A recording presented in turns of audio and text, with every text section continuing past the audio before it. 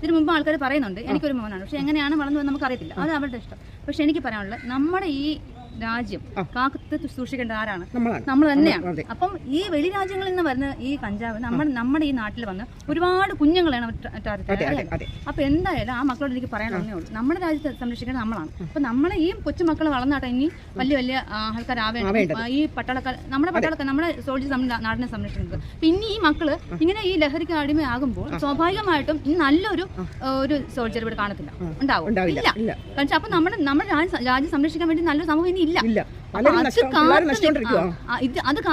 അത് നോക്കിയാണ് മറ്റുള്ള രാജ്യം നിൽക്കുന്നത്.